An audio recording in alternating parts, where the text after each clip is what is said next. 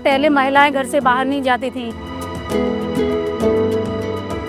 That's where the institutions like किसान से comes into picture. एक सपना मेरा पूरा हो गया। धौलपुर की खेतों की महक, सरसों की ताजगी और मिट्टी से आती एक खामोश सी ताकत। यहाँ सिर्फ फसलें नहीं उगती, यहाँ सपने उगते हैं। ये कहानी सिर्फ खेतों की नहीं है, ये उन महिलाओं की है जिन्होंने एक कदम आगे बढ़कर अपनी पहचान खुद लिखी है। मैं यहाँ उन महिलाओं से मिलने आई हूँ जिन्होंने परंपरा को संभालते हुए स्वाभिमान और आत्मनिर्भरता का नया अर्थ रचा है। मेरा पहला पड़ाव है अचार यूनिट, जो मंजरी फाउंडेशन के अंडर एक फार्मर प्रोड्यूसर ऑर्गेनाइजेशन है। यहाँ की महिलाओं ने न सिर्फ अपनी कला और स्वाद को जिंदा रखा है, बल्कि उसे अपनी ताकत भी बना ली है। और किसान से इन्हीं महिलाओं के हाथों से बना शुद्ध, असली और देसी प्रोडक्ट्स सीधे आप तक पहुँचाने का काम करता है, बिल्कुल वहीं से जहाँ से ये होते हैं। बहुत सी बातें हुई, पर अब मैं एक्साइटेड हूँ किरण दीदी से मिलने के लिए और आप सभी को उनकी कहानी सुनाने के लिए। मेरा नाम किरण है और मेरे परिवार में 8 सदस्य हैं। हम अपने इस सहेली अचार उद्योग से 2023 से जुड़े हुए, हम भी चंबल के इलाके के ही हैं। तो यहाँ पे ऐसा माहौल रहता था जैसे कि पहले महिलाएं घर से बाहर नहीं जाती थी।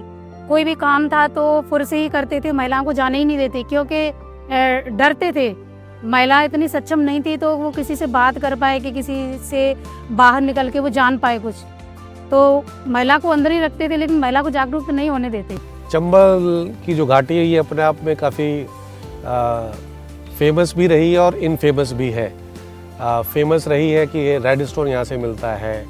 चंबल सफारी करते हैं लोग, मगरमच्छ के लिए, घड़ियाल सेंचुरी के लिए जाना जाता है, भेड़ों के लिए जाना जाता है, बट बागियों के लिए भी जाना जाता रहा है। तो ये एक पूरे जो समाज है शुरू से ही वो बहुत ही कंजर्वेटिव समाज है, विशेष रूप से महिलाओं के पर्सपेक्टिव से बात करेंगे। जब से हम अपनी मंजरी से जुड़े हुए हैं, और जैसे कि हमारे संजय भाई साहब हैं, उनके साथ में भी हमारी बातचीत होती रहती है, तो वो शिक्षा के बारे में बहुत बताते हैं। अपनी लड़कियों को शिक्षा में कैसे आगे ले जाना चाहते हैं हम, तो उसके बारे में भी हमें बहुत बताते हैं। तो उसी के माध्यम से हमारी जो दीदियाँ हैं, हम हैं, वो धीरे धीरे हम आगे निकलते जा रहे हैं और अब जो हमारी लड़कियाँ हैं उनको हम आगे की दिशा पढ़ाने की देते जा रहे हैं। ये मंजरी फाउंडेशन 2015 में हमने शुरू किया और हमारा फोकस महिलाओं को संगठित करके उनके इंस्टीट्यूशंस को बनाना, empowering women to lead change Manjari foundation का जैसे मिशन विजन रहा है। तो उसके तहत हम ये करते हैं कि किसी भी गांव में हम जा रहे हैं तो उनके इंस्टीट्यूशंस क्रिएट करें और उनकी महिलाओं की लीडरशिप में ऐसा इन्वेस्टमेंट करें कि वो खुद में ही चेंज एजेंट बने और वो तय करें कि हमें अपने गांव में, अपने गांव की परिस्थितियों को ध्यान में रखते हुए उसके कंटेक्स्ट में क्या करना है। मेरे साथ में जो गांव की हमारी दीदियाँ हैं, जो गरीब परिवार से हमारी जो दीदियाँ हैं, वो मेरे साथ मिलके हम काम कर रही हैं। तो उनके हाथ में भी कुछ पैसा जा रहा है, तो वो भी अपने बच्चों को पढ़ा पा रही हैं, अपने घर का कुछ खर्चा चला पा रही हैं। तो अब यही गांव वाले इन दीदियों को हम सबको गुड बोलते हैं कि आप लोगों ने बहुत अच्छा काम किया कि अपने गाँव में ही रह के इस काम को कर रही हो आप। एक महिलाओं का संगठन 5 से 10 करोड़ रुपए का बिजनेस अपने आप में कर रहा है। मुझे भी ताज्जुब होता है कि मैंने 100 ग्राम अचार कहीं नहीं डाला, ना ससुराल में ना मायके में, और यहाँ पे मैं टनों में अचार डाल के तैयार करके और इसको मैं अपने किसान से के लिए दे रही हूँ। दीदियाँ हैं हमारी, प्रोडक्ट बनाती हैं, किसान से हमारे जो मार्केटिंग करते हैं, और उससे सबसे उसमें अच्छी चीज़ है कि जिस डिब्बे को हम तैयार करते हैं उस पर हमारा भी लोगो है और हमारे किसान से का भी लोगो है उसमें।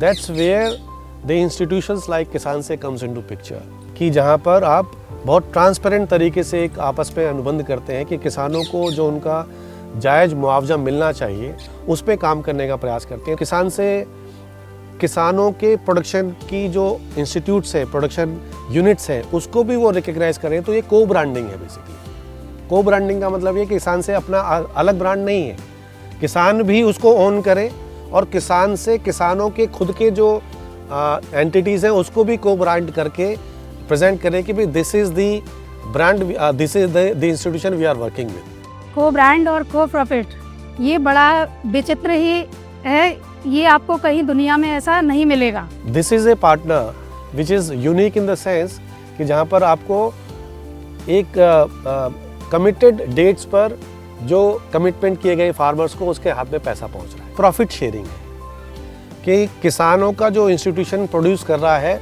तो प्रोडक्शन का तो पैसा उनको हाथ के हाथ मिल ही गया। आपने जो भी 100 रुपये का मान लीजिए प्रोडक्शन किया और 100 रुपये आपकी कॉस्ट लग गई, वो तो दे ही दिया।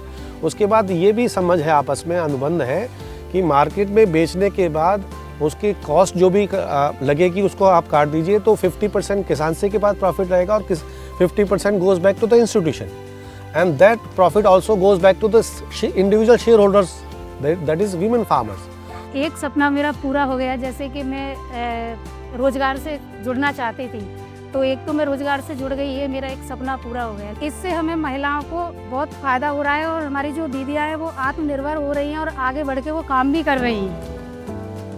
मैंने किरण दीदी के साथ और भी दीदियों से बातें की, जो मेरा बहुत ही बढ़िया एक्सपीरियंस रहा। उन्होंने मुझे अचार बनाने का सफ़र दिखाया, एक ऐसा सफ़र जिसमें स्वाद के साथ मेहनत और मेहनत के साथ एक सम्मान जुड़ा है।